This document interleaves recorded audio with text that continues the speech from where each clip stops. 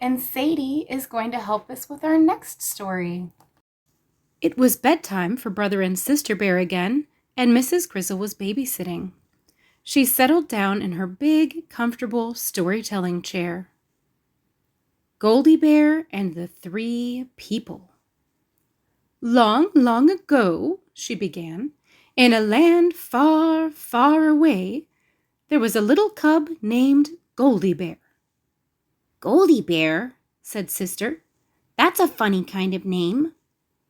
She was called Goldibear, explained Mrs. Grizzle, because her fur was such a bright golden brown. My fur looks sort of golden in the sunshine, said Sister, peeking at herself in the mirror near the bed. Brother rolled his eyes. Now Goldibear lived in a cottage in the forest, Mrs. Grizzle went on. She was a curious little cub and liked to explore, but her mother was worried about her. Goldibear, she said one morning, it's all very well for you to go exploring in the forest, but you must never wander beyond the forest's borders. Why not? Asked Goldibear. Because beyond the forest is a land where terrible creatures dwell. What kind of creatures? Asked Goldibear. They are called people, said her mother. Why are they so terrible? Asked Goldibear. I don't know, said her mother. I've never seen them, but they are terrible, just the same.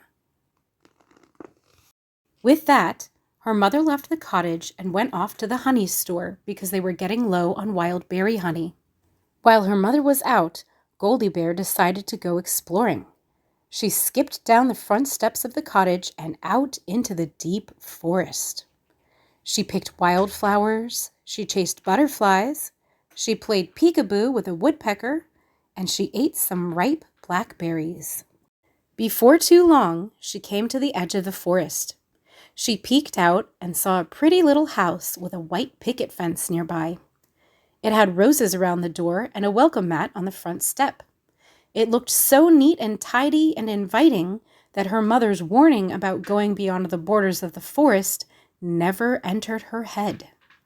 Goldibear skipped right up the front path, hopped up the front steps, and knocked on the door. There was no answer. I'm sure the bears who live here won't mind if I take a look around their cute little house, thought Goldibear. Bold as you please, she opened the door and walked right in. But she did not realize that she was in the home of those terrible creatures, the Three People. Oh no, said Sister, shivering. She had heard weird stories about people when she was at summer camp, and they used to sit around the campfire trying to scare one another all night. Humph, said Brother skeptically, folding his arms. I don't believe in people.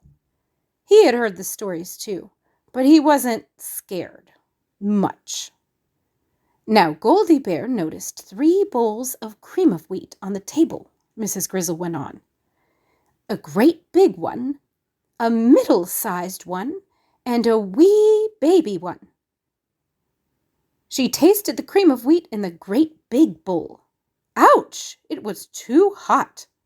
She tasted the cream of wheat in the middle-sized bowl. Ooh! It was too cold. Then she tasted the cream of wheat in the wee baby bowl. Yum! It was just right. You know, interrupted Brother, I've always wondered why the wee baby bowl wasn't colder than the middle-sized bowl. Wouldn't the smallest bowl cool off faster? Sister groaned. Now, Brother Bear, said Mrs. Grizzle, don't go all nerdy on us. Me? Nerdy? Protested Brother, shocked. Never mind, said Mrs. Grizzle. Next, Goldibear tried sitting in the 3 people's chairs. Oomph! The great big one was too hard. Squish! The middle-sized one was too soft. The wee baby one was just right. But suddenly, you know what's coming next. Crash! Cried Brother and Sister. It all broke to pieces. Then Goldibear went upstairs to try the beds. First, she tried Papa People's bed. Yuck! It was too scratchy. Then she tried Mama People's bed. Ugh! It was too lumpy. Then she tried wee little Baby People's bed. Ah, it was just right. She climbed into bed, pulled the covers over her head, and went to sleep. "How dumb can you get?" said Brother. "Breaking into the three people's house, eating their food, breaking their furniture, and then taking a nap in their beds?" "Yeah," said Sister. "I mean, it's just asking for trouble." "Do you two want to hear this story or not?" asked Mrs. Grizzle. "Tell it! Tell it!" said Brother and Sister. While Goldibear was sleeping, the three people came home. The three people looked at their bowls of cream of wheat. "Someone's been tasting my cream of wheat!" roared the Papa people in a great big voice. "Someone's been tasting my cream of wheat," said the Mama people in a middle-sized voice. "Someone's been tasting my cream of wheat," cried Baby people in a wee little voice. "And ate it all up," cried Brother and Sister in a wee little voice. The three people looked at their chairs. "Someone's been sitting in my chair," Papa people roared. "Someone's been sitting in my chair," said Mama people. "Someone's been sitting in my chair," wailed wee little Baby people.